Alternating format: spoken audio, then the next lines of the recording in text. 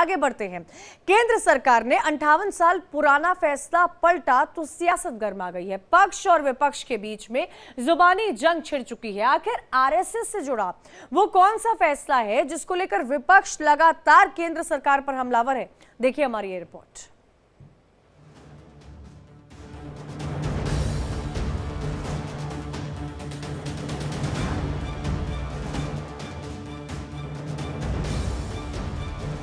RSS के कार्यक्रम में अब सरकारी कर्मचारी भी दिखेंगे, क्योंकि मोदी सरकार ने 58 साल पुराना बैन हटा दिया है। जैसे ही सालों पुराना प्रतिबंध हटा तो सियासत भी गर्मा गई और राजनीतिक गलियारों में हलचल तो होनी ही थी। आखिरकार मामला आरएसएस से जो जुड़ा था। 1967 में तत्कालीन कांग्रेस की सरकार ने ये बैन लगाया था। अब केंद्र सरकार ने एक आदेश के जरिए आरएसएस से जुड़े 58 साल पुराने बैन को हटा दिया, जिससे कि आरएसएस के कार्यक्रमों में अब सरकारी कर्मचारी बेहिचक शामिल हो सकेंगे। लेकिन जैसे ही ये आदेश आया, इस फैसले के खिलाफ सवाल खड़े किए जाने लगे। आदेश जारी होते ही कांग्रेस से लेकर आम आदमी पार्टी ने सरकार पर निशाना साधा, तो एआईएमआईएम के चीफ असदुद्दीन ओवैसी भी पीछे नहीं रहे। केंद्र सरकार के फैसले पर उनका गुस्सा भी दिखा।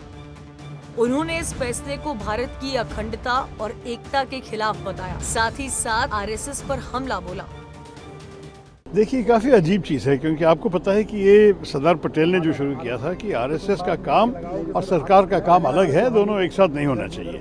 और आपको ये भी मालूम है कि ये सब करने के बाद नरेंद्र मोदी जी की सरकार 10 साल से ये रूल को बदला नहीं, तो अब क्यों बदल रहे हैं? इसका मतलब क्या है कि सरकारी लोग को कुछ और लॉयल्टी के साथ काम करना है या सिर्फ देश के लिए काम करना है? सरकार के रिटायरमेंट करने के बाद आप जो भी चाहिए कर लीजिए, लेकिन जब आप सरकार में हैं आप न्यूट्रल रहना चाहिए। सब लोग को एक साथ एक ही तरह से देखना चाहिए। उस ऑर्गेनाइजेशन को आज ये बीजेपी की एनडीए की सरकार ये परमिट कर रही है कि गवर्नमेंट सर्वेंट्स आरएसएस के एक्टिविटीज़ में हिस्सा ले सकते हैं, तो ये मैं समझता हूँ ये बिल्कुल गलत है। मेरा मानना ये है कि जितने कल्चरल ऑर्गेनाइजेशंस हैं उनको परमिट नहीं करना चाहिए। और आखिरी बात यह है कि इस फैसले से बात जाहिर होती है कि ये जो एनडीए के अलाइज हैं, ये लोग क्या कहेंगे इस बारे में भी? क्या वो इसको मानते हैं, उस फैसले को एक्सेप्ट करते हैं? ये उनको बताना पड़ेगा। सरदार वल्लभ भाई पटेल जी ने भी इनके ऊपर रोक लगाई थी, फिर उसके बाद रोक लगाई। इनकी गतिविधियों के कारण इन पे रोक लगाया गया। इनके जो कार्य हैं समाज में नफरत फैलाने वाले, उसके कारण इनके ऊपर रोक लगाया गया।